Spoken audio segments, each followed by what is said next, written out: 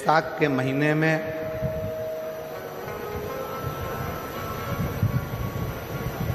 शिव सप्त तीर्थ का बड़ा महत्व है।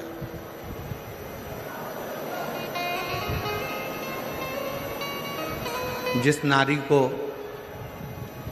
30 साल हो गए हों, बच्चे नहीं हों, 30 साल हो गए हों, संतान नहीं हो, 25 साल हो गए, 20 साल हो गए, संतान का सुख ना हो, और डॉक्टर ने कह दिया कि कोई बहुत बड़ी बीमारी किसी व्यक्ति को है, रोग बड़ा है, बीमारी बड़ी है, और उस बीमारी का कोई हल, उस रोग का कोई हल नहीं दिख रहा, कोई हल नजर ना आता।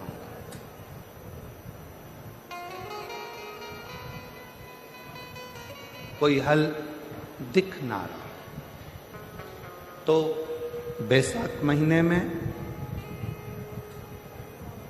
शिव सप्त तीर्थ का एक अनुष्ठान अपने जीवन में जरूर करें।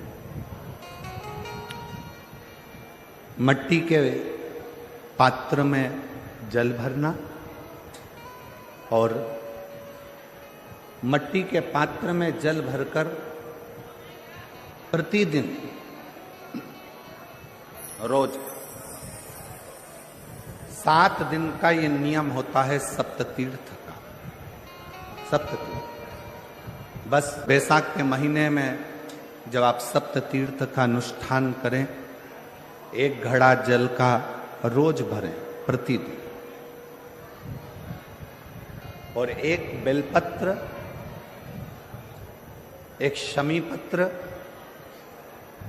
उस घड़े के नजदीक में कोई पात्र में अवश्य रखें। पात्र को, जो जल का घड़ा है, जल का पात्र है, उसको मट्टी के ही दीप से या कोई श्वेत वस्त्र जिसको मला गया हो, धोया गया हो, साफ हो, उस वस्त्र से ढक दें। एक दिन एक शिवालय में जाएं, शमी पत्र अशोक सुंदरी वाली जगह पर समर्पित करें। अशोक सुंदरी की जगह जानते हो ना आप लोग? अशोक सुंदरी की जगह पर शमी पत्र समर्पित करें। बेलपत्र जहां आप खड़े हैं उधर से डंडी का भाग आपकी ओर हो, और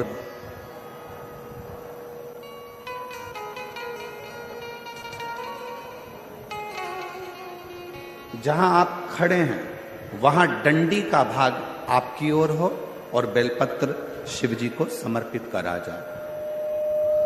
फिर जो मट्टी के पात्र में जल है वो भगवान शंकर को अपनी कामना कर कर शिव जी को समर्पित कर दो। संतान के लिए कर रहे हो तो वहीं से जल को एक कटोरी में, एक पात्र में झेल लीजिए। उस जल का आधा भाग नंदी के पास बैठकर आप ग्रहण कर लो, आधा भाग अपने पति को देना प्रारंभ कर दो। कोई रोग के लिए कर रहे हो, किसी बीमारी के लिए कर रहे हो, तो वो जल आप अपने घर की देहली में प्रवेश करने के पहले अपने मुख में उसको ग्रहण कर लो। एक दिन में एक शिवालय, दूसरे दिन दूसरा शिवालय, तीसरे दिन तीसरा शिवालय। अगर अपने नगर में, अपने गांव में, अपने क्षेत्र में 7 शंकर के मंदिर नहीं हो, यदि अपने गांव में, अपने नगर में, अपने क्षेत्र में 7 शंकर के शिवालय नहीं हो, तो मिट्टी का शिवलिंग बनाकर उस पे चढ़ाओ, पर रोज एक शिवालय अलग होना चाहिए। प्रतिदिन प्रदोष के दिन जब आप इस सप्त तीर्थ का विराम करेंगे, उस समय पर जल, जब प्रदोष काल आए, प्रदोष काल का जब समय हो जल चढ़ाओ सुबेरे, पर प्रदोष काल का जब समय हो उस जल का पान उस प्रदोष काल में कर लेना। प्रदोष को जो प्रदोष काल में उस जल को शंकर का पंचाक्षर मंत्र नमः शिवाय, षडाक्षर मंत्र ओम नमः शिवाय या श्री शिवाय नमस्तुभ्यम बोलकर प्रदोष काल में उस जल का पान करें। बाबा को प्रार्थना करें, शिव से विनय करें। ये नियम केवल बैसाख के महीने में होता है, इसको बाकी के महीने में नहीं किया जाता है। इसको बाकी के महीने में नहीं करते, केवल बैसाख। तो बैसाख महीने में शिव सप्त तीर्थ का एक अनुष्ठान अपने जीवन में जरूर करें। मट्टी के पात्र में जल भरना और मट्टी के पात्र में जल भरकर प्रतिदिन रोज 7 दिन का ये नियम होता है सप्ततीर्थ का। सप्ततीर्थ बस विराम जो है उसका प्रदोष के दिन होना चाहिए। और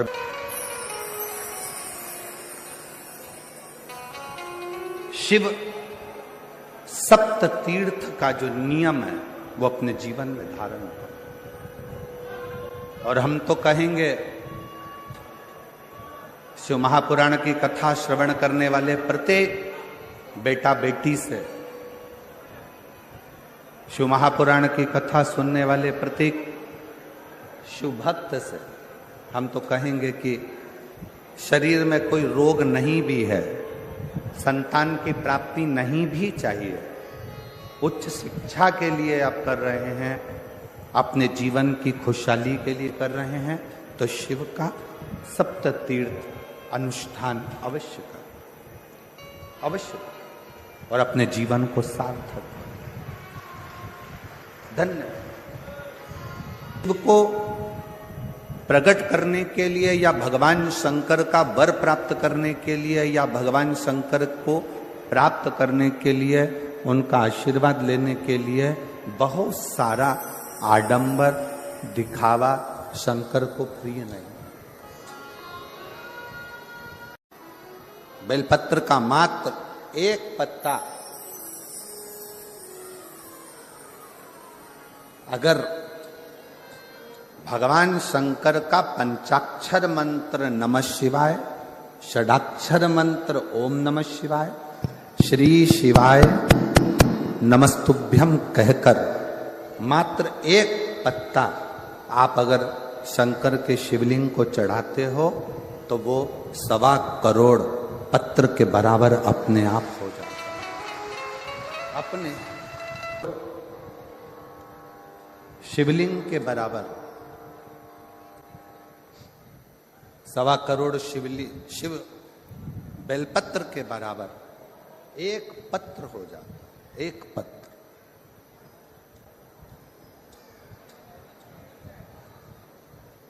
अब कोई तुमसे कह दे हमने संकल्प लिया है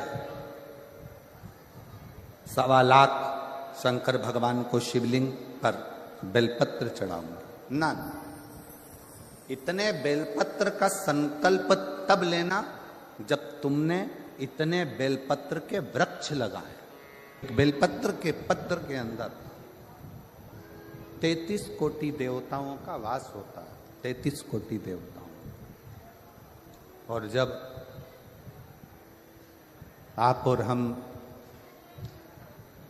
भगवान शंकर को एक बेलपत्र समर्पित करते हैं,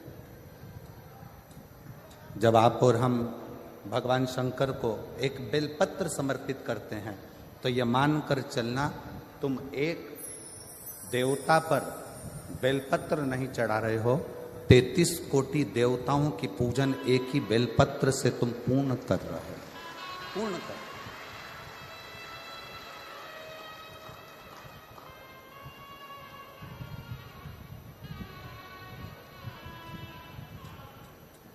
सारे देवताओं की पूजन, सारे देवताओं की आराधना, सारे देवताओं की अर्चना तुम एक बेलपत्र से पूर्ण कर ले रहे हो, एक बेलपत्र।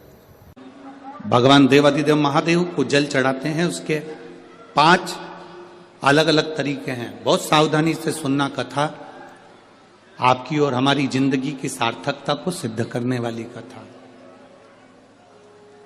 आज पंजाब की इस पवित्र भूमि पर अगर यह प्रसंग निकला है तो इसको आप अगर सुनेंगे तो आपका जीवन सार्थक होगा। शिव जी को 5 तरह से जल चढ़ाने का तरीका है। जैसे पंचामृत होता है, दूध, दही, शहद, घी, शक्कर, ये सब पंचामृत के अंतर्गत आते हैं, उसी तरह शंकर जी को 5 तरह से जल चढ़ाने का क्रम वर्णित किया गया। आप उसको समझेंगे, बहुत सावधानी से समझिएगा। पहला, जल लेकर आए, सीधे डायरेक्ट शंकर भगवान के शिवलिंग पर चढ़ा दिया, यह प्रथम जल का चढ़ाने का तरीका। दूसरा, जहां से पानी बहकर जाता है, जहां से जल बहकर जा रहा है, उसके ठीक विपरीत जल उत्तर में जा रहा है, आप दक्षिण में खड़े होंगे और दक्षिण में खड़े होकर उत्तर की ओर मुख करेंगे और शिव जी को जल समर्पित करेंगे। यह रोग मुक्ति करने वाला है और हमारे रोग पर हमें विजय प्रदान करने वाला। यह जल चढ़ाने का तरीका। एक, सीधे मंदिर में गए, लोटा भरकर जल उठाया, शिव जी को चढ़ा दिया। दूसरा, जल जहां से पानी बहता है, शिव जी का चढ़ा हुआ जल जहां से बहकर जाता है, उसके ठीक विपरीत में शिव जी का जल इधर जा रहा है तो तुम यहां खड़े हो, तुम यहां बैठो, यहां मत बैठना, यहां मत बैठना, इधर बैठो। अगर रोग का निवारण है तो यहां बैठकर। तीसरा, अशोक सुंदरी से जल चढ़ाते चढ़ाते शिवलिंग तक लेकर जाना और शंकर भगवान के शिवलिंग पर पूर्ण जल समर्पित करना। यह तीसरा तरीका। यह कार्य की सिद्धता के लिए। हम जब किसी से आस ना लगाकर परमात्मा से विनती करते हैं तो वो विनती करने का तरीका। तीसरा। चौथा, शिव जी पे चढ़ा हुआ जल 5 जगह पर समर्पित करना। गणेश जी, कार्तिकेय, अशोक सुंदरी, शिवलिंग और जलाधारी। ये चौथा क्रम है। जब जिस नारी का, जैसे मेरा नाम मोनिका है, मेरे पति का नाम संजय सिंह है, मैं दिल्ली स्वरूप नगर की निवासी हूं, मेरा फोन नंबर ये है। कहीं बैठी हैं? मैं बाबू को लाए हैं क्या? नहीं लाए? ठीक है, मैं प्रणाम करने के लिए लाई हूं। गुरुदेव, बाबा बाबा है। बैठी है बहन। शिव तत्व है। एक जल चढ़ाने का तरीका, शिव जी को हम जो जल चढ़ाते हैं उसका एक तरीका भी हमारी जिंदगी में अगर हमने उसको स्मरण में रख लिया तो हमारी कार्य की सिद्धता को सिद्ध कर देता है, हमें सफलता की ओर लेकर चले जाता है। सीधे जल चढ़ाना, दक्षिण में बैठकर उत्तर की ओर मुख कर कर जल चढ़ाना, अशोक सुंदरी से लेकर शिवलिंग तक जल चढ़ाना, 5 स्थान पर गणेश, कार्तिकेय, अशोक सुंदरी, जलाधारी, शिवलिंग पर जल चढ़ाना 5 स्थान पर। ये चौथे नंबर का। और 5वां जल समर्पित करना।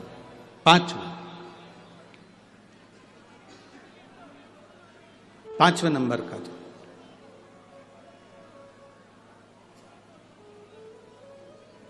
शिव जी को 5म नंबर का जो जल आता है, जो जलाधारी है, ऊपर जिसमें पानी भरा रहता है और नीचे एक एक बूंद टपकता रहता है। जलाधारी में जल समर्पित कर कर उसी जल को बचाकर अशोक सुंदरी वाली जगह पर थोड़ा सा चढ़ाकर उसी में से जल शिवलिंग पर जब हम समर्पित करते हैं तो हम जिस कार्य के लिए जा रहे हैं वो कार्य सफल हो। कि आप शंकर भगवान को जल चढ़ाएं, थोड़ा सा जल पात्र में रख लें।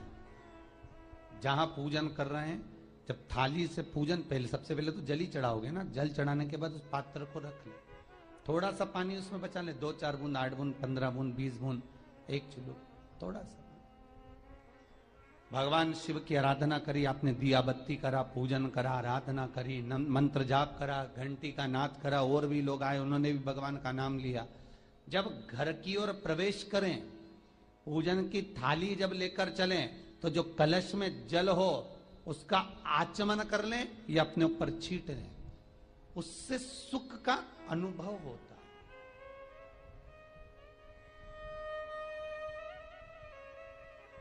स्कंद पुराण कहती है मनुष्य के जीवन के दुख को समाप्त करने में जल की परिभाषा प्रबल है। फिर निवेदन करूंगा, कहीं जाकर मत रोइए, कहीं जाकर मत कहिए कि आपको तकलीफ क्या है। ना रिश्तेदारों से, ना नातेदारों से, ना कुटुंब से, ना कबीले से, ना अपनों से, किसी से नहीं कहना कि दुख क्या है। बस इतना करना कि किसी मंदिर में अगर पूजन करने जा रहे हो, आप जिस पाठ को कर रहे हो, जो पाठ आप करते हो, हमें ये भी नहीं कहना कि तुम शंकर का पाठ करो, हम तो ये भी नहीं कहेंगे कि शिव कवच करो, हम ये भी नहीं कहेंगे कि तुम हम बताएं वो वाला पाठ करो। तुम तो जो पाठ करते हो, तुम जो स्मरण करते हो, जो तुम मंत्र जाप करते हो, जो तुम नाम जाप करते हो, तुम्हारी मर्जी, तुम जो जपते हो, बस उस जप के समय पर कटोरी में, गिलास में, तांबे के पात्र में, पंचपात्र में जल हो और उस जल का आचमन, उस जल का सींचन दुकान पर, घर पर रोज करना प्रारंभ कर दो। आधे से ज्यादा तुम्हारी तकलीफ, आधे से ज्यादा तुम्हारा कर्जा, आधे से ज्यादा तुम्हारा दुख तो भगवान यूं ही समाप्त कर देगा, यूं ही।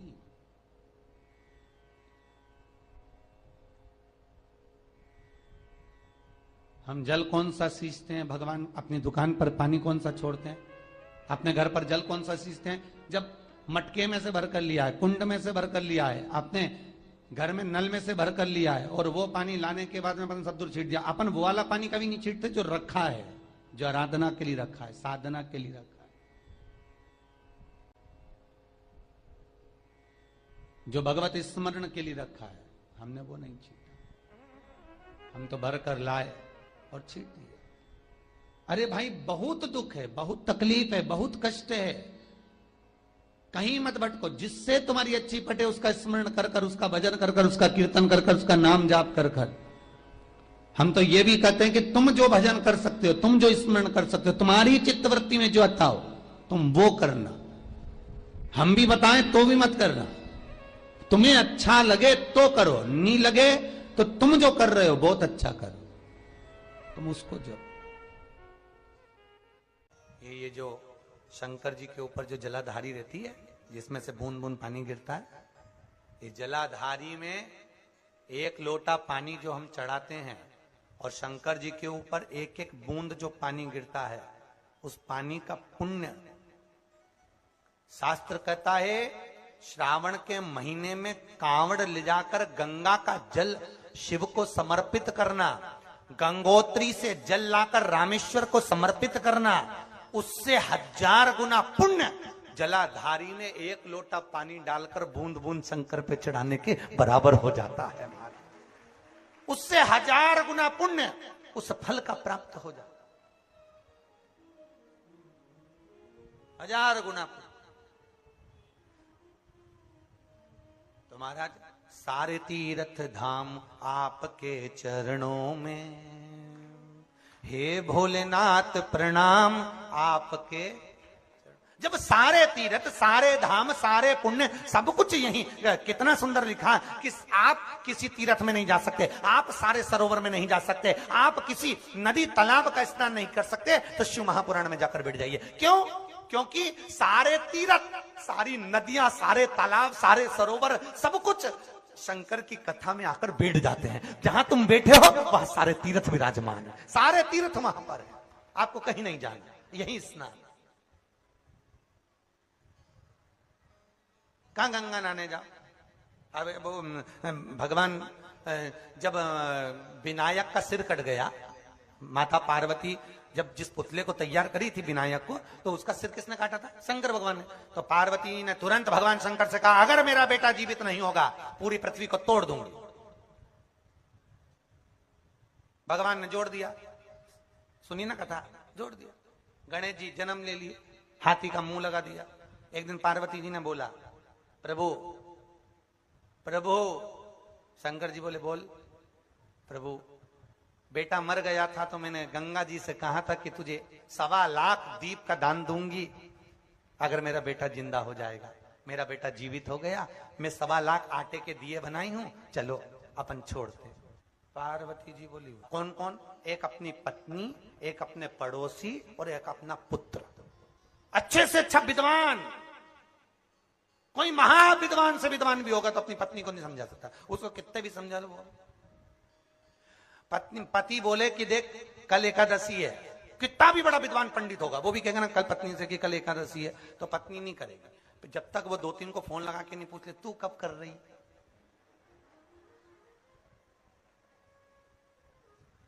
अच्छा, पति दुनिया को पत्रिका देख के बता रही है, दुनिया की ज्योतिषी कर रहा, दुनिया को बता रहा, और ये दुनिया अपने पति को छोड़ के दूसरे से पूछ रही हमारे बेटे का गर्भ बेकार चल रहा, तो वो जिसको दिखाने का वो बोला तुम्हारे पति तो इतना विद्वान, तो इतने में तुम बता रहे हो कि नहीं बता रहा, तो वो इतना विद्वान उससे क्यों ना पूछे।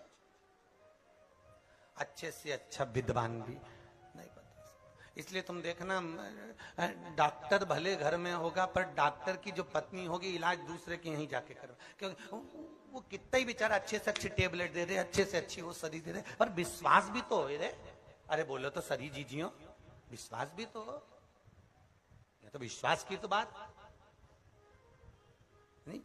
शंकर भगवान बोले मेरे चरणों में आकर तू दिया लगा दे, या दिया लगा नहीं, तुम मेरे साथ गंगा जी के घाट चलो। चले गए भगवान भोलेनाथ। गणेश जी बोले हम भी चलेंगे। भगवान पार्वती जी बोली इसी के लिए तो मिन्नत करी थी, इसको भी ले चलो। गणेश जी को भी ले गए, गणेश जी को बिठा दिया घाट पे, इतनी दूर यहाँ गंगा बह रही, गणेश